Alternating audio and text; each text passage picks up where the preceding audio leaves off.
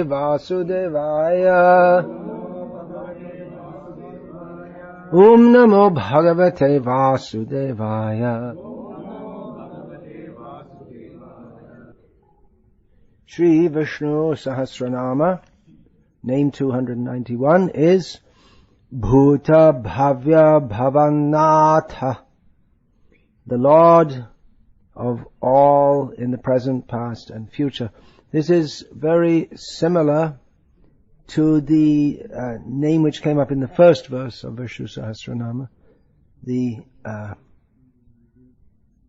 fourth name, which is Bhutabhavya bhavat prabhu. So it means more or less the same thing, the Lord of all past, present and future. It's good to get reminded time to time and understand that this is not just some description of someone who once existed, but he who always exists and always will always exists, and who right now is the Lord of everything, always was and always will be, which also means that we can never be the Lord. Important point to understand. That is our material disease. Ishvaroham. I'm the boss here. But we are not the controller. We are never the controller. We can never be the controller. We are always subordinate to Him. And all these points we have, by discussing these names, these basic points, we have to understand that He is superior in all respects. He is the controller. We are dependent. And that He's also very kind. That comes out in many names also.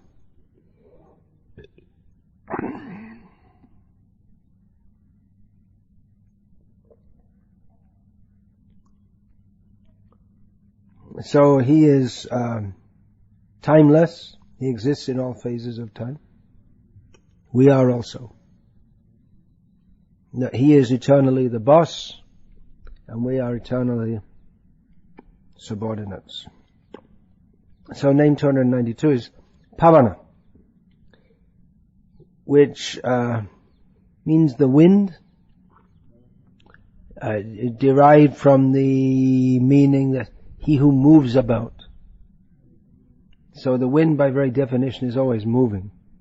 Air can be still, but the wind means the movement of air.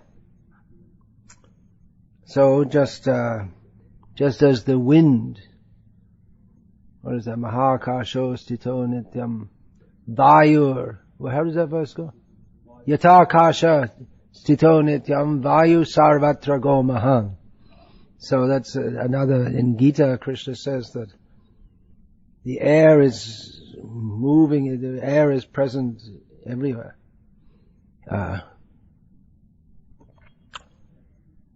Situated within space,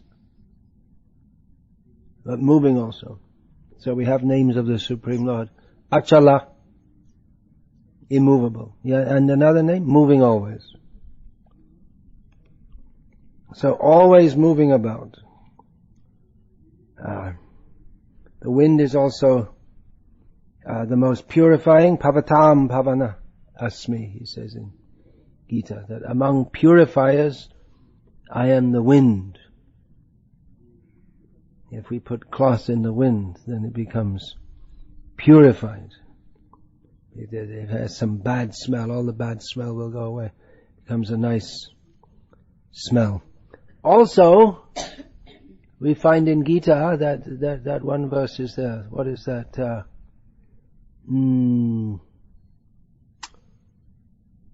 How the wind carries the aromas. What is that verse? Yeah, that's the last line. Shriram yadavapnoti yachap yutkramatisvaraha grihit vaitani sangyati vayo gandha nivashayat. So the different conceptions the consciousness moves, is carried, just like the smell is carried by the wind. So in the same way, Krishna, he is the factor which carries ideas, allows ideas to be spread everywhere. Even the bad ideas, the bad smells also, good smells, bad smells, the wind carries. But at the same time, the wind is aloof. So Krishna is moving about. The air is outside everybody's body and inside also. So Krishna also, outside and inside. From all these qualities, we understand that Krishna is very kind, and even if he appears to be harsh, he's also very kind. So the wind sometimes we feel is very pleasant.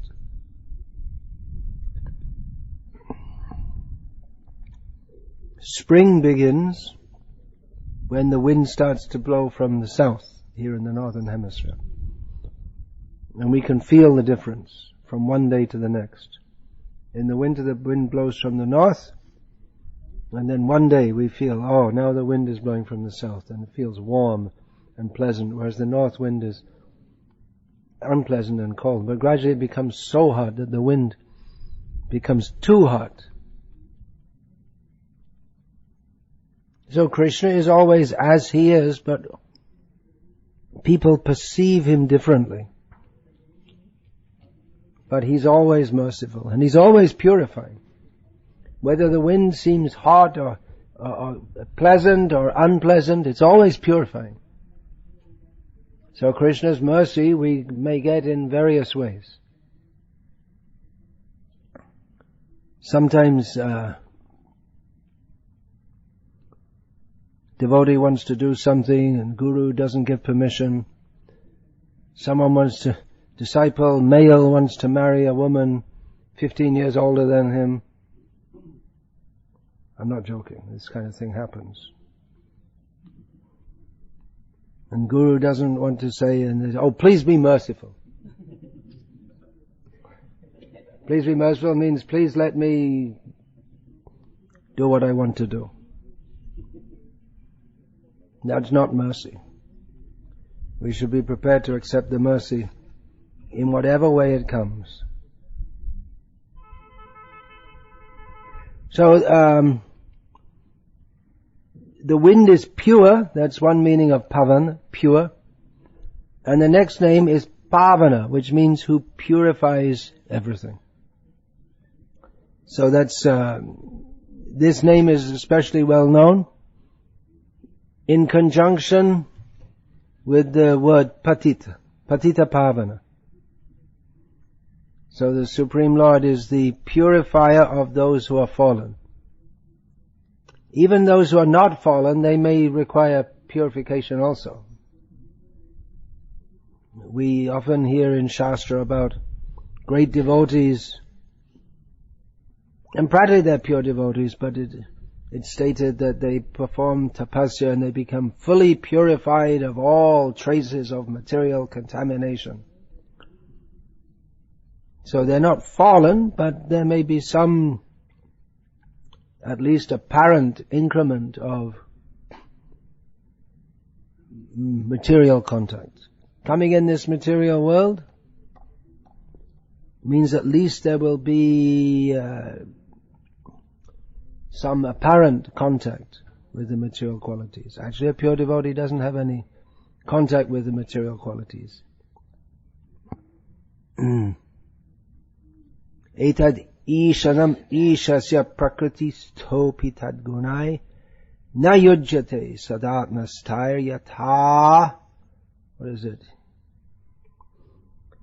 Yatha Buddhistadashraya. And that's it. The Supreme Lord comes into this world, but the very matter of his being the Supreme Lord is that even though he's within material nature, he's not in contact with it. He's always situated in his own position. And that's the same consciousness is there of the devotees who are sheltered by him. But there may be some apparent contact. So such persons who go to perform austerities or whatever to become free of material contact, they're not fallen. When we hear about Parikshit fasting to death,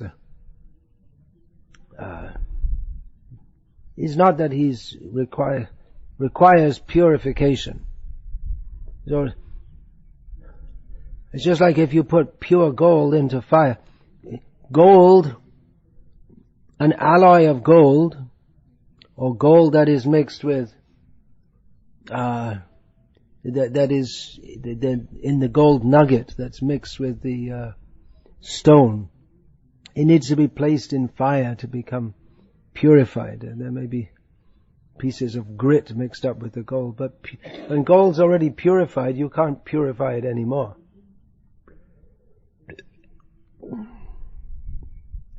So those who are fallen, they can become purified. How can they become purified? Well, there are various processes of purification. In Gita, Krishna says, Vita raga bhaya krodha manmaya mamupashritaha bhavo jnana tapasa putam madbhavamashritaha. Many persons in the past became purified, becoming freed from desire, attachment and anger. Many persons in the past became purified by knowledge and austerity, and thus they came to me. So the knowledge, pursuing the path of Vedic knowledge, performing austerities, these are all acts which they help to purify us. But we should know that the purification actually takes place by Krishna's mercy. And he gives various means by which we may become purified. And that's why bhakti is the most purifying process, because it's direct connection with Krishna. It's not indirect. In bhakti we simply call for the mercy of Krishna. We don't think, okay, now I'm going to sit here and I won't move until I'm completely pure. I'm gonna any thoughts come, I'm gonna kick them out. Any bad thoughts or any good thoughts or whatever. Just kick them all out, and this way I'm going to control my mind. But it's not very easy to even start to do that process, let alone become perfected in it. And Srila Prabhupada several times gave the example of Vishwamitra, who is practicing meditation. Meditation means to control the mind. And in a trice, he fell into gross sense gratification at simply hearing the sound of Menaka's ankle bells. Tinkle, tinkle, tinkle. And that sound, what is that in a little sound? How can that agitate one's mind? Because then the mind which has become still, it becomes unstill. Ting, ting, ting. Oh, what does that mean? Oh, must be a beautiful woman. Oh, and then the mind goes running off and is lost. One thought leads to another. Otherwise the sound, just ting, ting, ting, ting, that shouldn't cause one to fall down. But if we depend on the mercy of Krishna, then even if we do happen to fall down, then Krishna saves us. I just quoted that verse the other day. Savai jano jato katanchana vrajen mukunda sevyanya vadanga sangsmritim. Again, I lost the third line. Can you look it up again? Mukunda sangsmritim. Savai jano jatu katanchana vrajen mukunda sevyanya vadanga sangsmritim. Vihata mitchen. No. Anyway, the purport is that even if a devotee of Mukunda somehow or other falls down, he doesn't fall down in the way that materialistic people do, or actually the word is given non-devotees. Because he cannot forget the bliss of Mukunda's lotus feet, and so he doesn't undergo material existence in the same way that materialistic people do. So a devotee never really falls. Did you get it? Savai jano jatu katanchana vrajen mukunda sevyanyavadanga sansrit. And I have all other suggestions coming up in my mind of the third line, but they're all from other verses. Saeva pashyantya chirena tav. Whoops, that's another verse. This is the lazy man's shloka memorizing, or people with poor memory like myself. It definitely, at least in my case, it definitely seems to be getting worse as I get older. Did you get it? Savai? Yeah, it's in the first canto. Narad's instructions to Vyasadeva. Anyway, I said it more or less in English. So Krishna purifies everything. Everything about Krishna is purifying. Just to remember Krishna, that itself is just to remember Krishna is purifying. And what to speak if we chant his names with at least some modicum of love and faith. He manifests himself in the form of Krishna prasadam, as his dhams, as his devotees, as his instructions in Gita and Bhagavatam. Krishna is so merciful, purifies everything. So we are naturally pure. What is impure? How can we be impure? What does impure mean? Impure means to turn away from Krishna. Krishna bahya mokhaya bhogavancha kare nikatasta mayatare japati dhare. So impure simply means to forget Krishna. So if we remember Krishna, we become purified. Did you get it?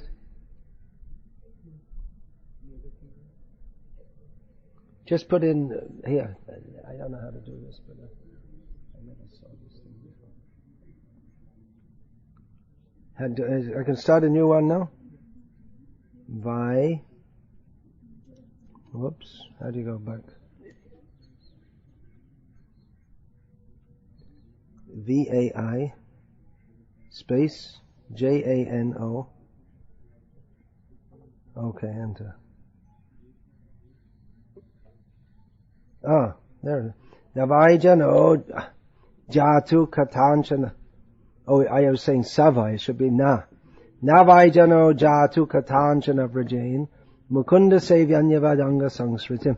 Then, the next word, which I forgot, is very important. Smaran.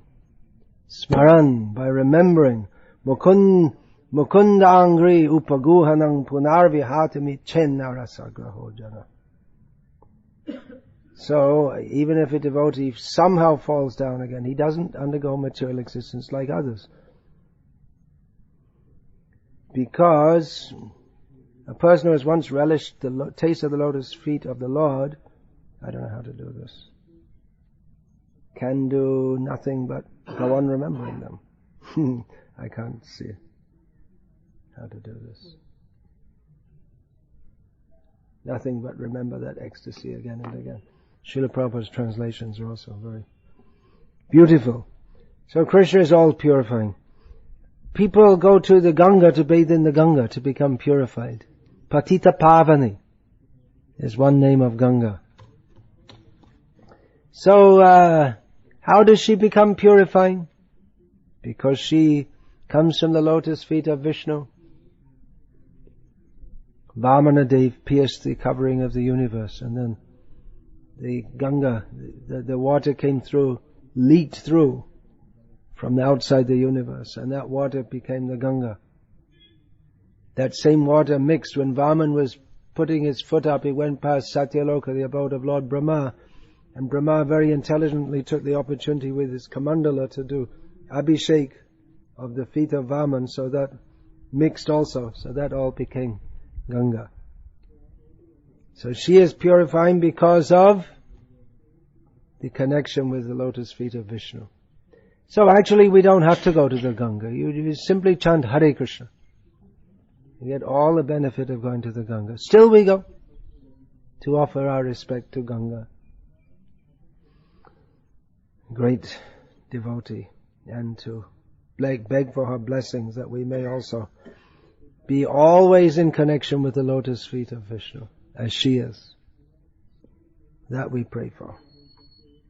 But on the other hand, those who go to bathe in the Ganga and they blaspheme Vishnu by saying that he actually has no form. It's a funny thing, they'll bathe in the Ganga, so many Mayavadis at Varanasi. They'll bathe in the Ganga. Why are they bathing in the Ganga? Because the Ganga is purifying. And why is the Ganga purifying? Because she comes to the lotus feet of Vishnu. And then they'll come up and they'll talk all their philosophy that Vishnu has no, the Supreme has no form. So how are they going to get purified? It's Janiya Shuniya Bishakani, Janbuj Karke. They know, but they just don't want to accept. Even though they're big pundits in Vedic literature, and they just don't want to accept that Krishna is supreme.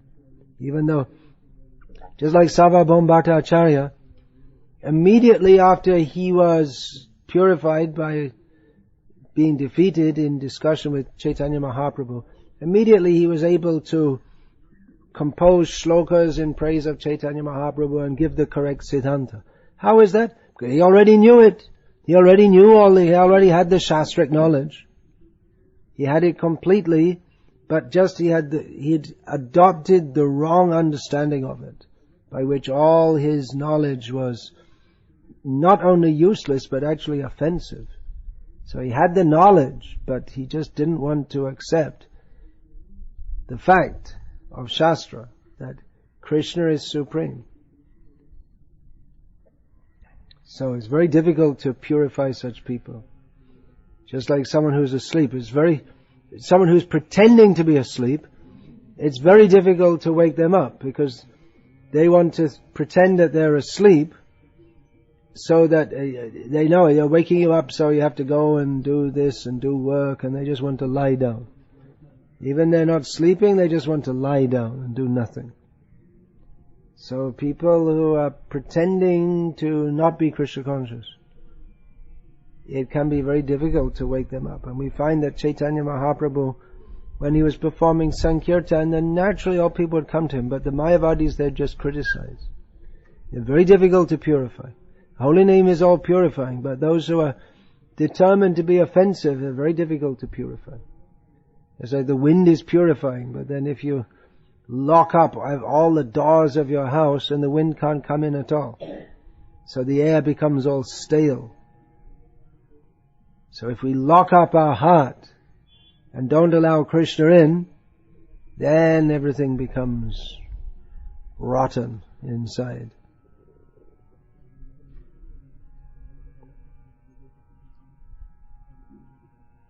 Then the next name is Analah, which means fire. It literally means who goes on, is all devouring, is never satisfied. In Sanskrit there's a word alam. It means, okay, enough, like saying bas in Hindi. So alam. And Analah means not enough, not finished, never finished. So fire is like that. If you pour fuel into the fire will never say, okay, enough. You'll get more and more enthusiastic the more fuel you put into the fire. So Krishna is like that. He's never satisfied in the sense that he never thinks, well, now I've done enough for all the living beings, for all the devotees, and okay, now I'll just lie down on the Ananta Shayan and just sleep. He does that also. He's fully satisfied. He's resting peacefully. At the same time, he expands himself into various forms because he's not satisfied seeing the condition of the fallen living beings, and he goes to purify them. He's also never satisfied in the sense that he enjoys loving affairs with the devotees, especially the gopis of Vrindavan, but he never thinks, I had enough of all that. Now I'm going to take sannyas, and enough of all this love affairs. I'm just going to, all this is Maya. I'm going to go and listen to Bhagavad Gita and take sannyas from all of this. But Krishna, he's just so bewildered in love intoxication, he can never be satisfied with loving it. He always wants more and more and more. He's the greediest. Fire is the personification of greed. He will always take more and more and more, never satisfied. Dushparein analena cha, that's given in Gita. The kama, which is the mundane desire. Mundane desire is the perverted reflection of Krishna's prem. So mundane desire is also, it burns like fire, and it's never satisfied. So Krishna is just like fire, and of course he can be compared to fire in so many other ways also. Just like we all warm-bodied creatures, such as human beings, have fire in the body. Where's that heat? The heat that digests, that Krishna says, Aham Vaishvanaro Bhutva Praninam Deham Ashritam Prana Pana Samayuktaf Pachami Anam Chaturvita. He is the fire of digestion. Now you may say, well, that's a fire. What do you mean? Is fire? There's no fire in the stomach, but there's fire. When Krishna speaks of the elements, Pancha Mahabhut, the earth, water, fire, and air and ether, that's a very broad categorization. It means anything that burns is fire. So acid that burns, so that means there is, in the Vedic understanding, fire is there. So the acids in the stomach, they digest because there's fire. What is the fire in the equations? There was who was that made that saying? Fire in the equations. Was it Einstein or one famous scientist? Then a whole book was written called The Fire in the Equation. In other words, saying, okay, we have all these equations which describe how the universe is running on, but what's the fire in it? What makes it all come into life, and how is it working? What is the fire in the equation? That's Krishna. Some scientists have a little intelligence, and they understand that beyond all these equations, there's some principle which is more than simply equations. It's absolutely mind-boggling how these scientists can find how they can make all these studies to find how there's all this precision within the universe, and they conclude no God. But all the evidence they have, which should point to, well, clearly points to the fact that the universe is being deliberately ordered, put in order and held in order, and they all take it. That's Stephen Hawking's latest, maybe his last attempt before he dies, his latest attempt to explain why there's no God, called the anthropic principle, which basically means that to the objection that, well, we have all this incredible, what appears to be fine-tuning in the universe, how has it come into being without any intelligent design? And he says, well, it is like that, so that proves that it's just like that, because it's just like that. It's basically what he's saying.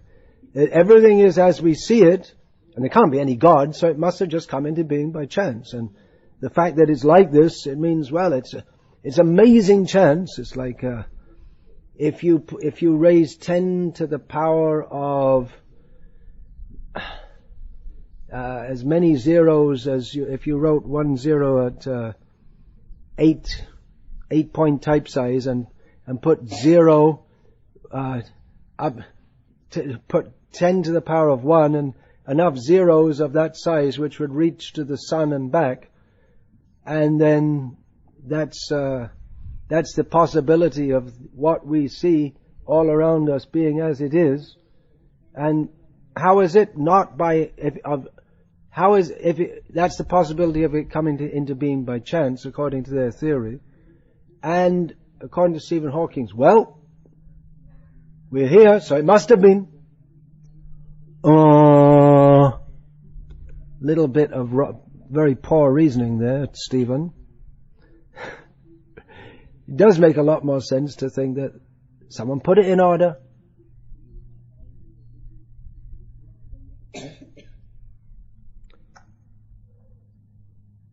So, the scientists also have an insatiable fire to disprove the existence of God. They're never satisfied. Just like Arjuna says, I'm not satisfied in hearing your glories. I want to hear more and more. The sages at Naimisharanya also. Vayam tu na vitripyama uttama shloka viprame tat shrinvatam rasagyanam svadu svadu pade pade. Hey, this is bliss. Hearing about Krishna is bliss. We're not satisfied. We want to hear more and more. It's just at every step, we're just feeling more and more blissful. So the scientists, they're working in a different way. They're just very enthusiastic to deny the existence of God in various speculative ways. They don't get fed up of it. If there's no God, just sit at home and drink tea or something. Why do you have to go and declare it? If there's no God, there's no meaning to life. Okay, we're here. We were born a few days ago and we'll die in a few days, and nothing's of any significance or any meaning. So what does it make any difference anyway? But they are impelled by the strong desire to give everyone a better life, even though the life is just a flash, by not having them believe in God.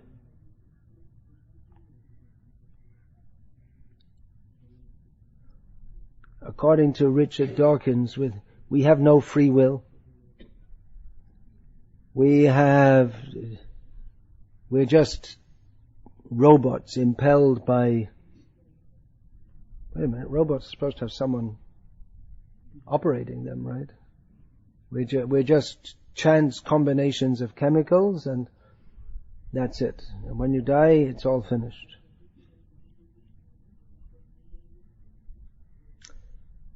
So then there's no meaning. Words like good and bad, which he uses all the time,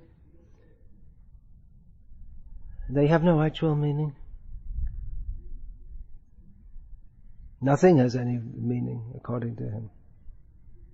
But he said, but the atheists, they say, well, we find meaning. We have friends and we like to go. We look at the universe and it looks so beautiful. But what's that? There's no ultimate meaning. So what? All experience is just according to them, all experience is just some interactions within the brain, that's all. Heartless philosophy. And stupid philosophy. So, Hare Krishna. Krishna is just like fire. Fire is also a purifier. Fire is a destroyer, but it can be a purifier also, just like that example of gold is purified by fire. So we have to become purified in the fire of ordeal. Bhaktisiddhanta Saraswati Thakur says. Devotees are purified in the fire of ordeal. We have to go through so many difficulties, and then that purifies us of all our non-devotional propensities. Fire is very dangerous also. Fire, if handled properly, can be very beneficial, but if not handled properly, can be very dangerous. So In Krishna consciousness also, if we practice properly, we can be purified. But if we make offenses, then we get in a lot of trouble. Kshurasya dhara nishaya nishita Churasya dhara nishita duratyaya durgang patas tat kavayo vadanti is another example. Like the razor, it's useful, but you have to handle it carefully. It can be very useful, but it can be very dangerous also.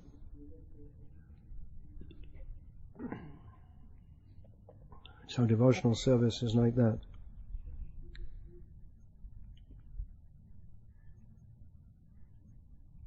If we accept His mercy, then all our sins become burned up.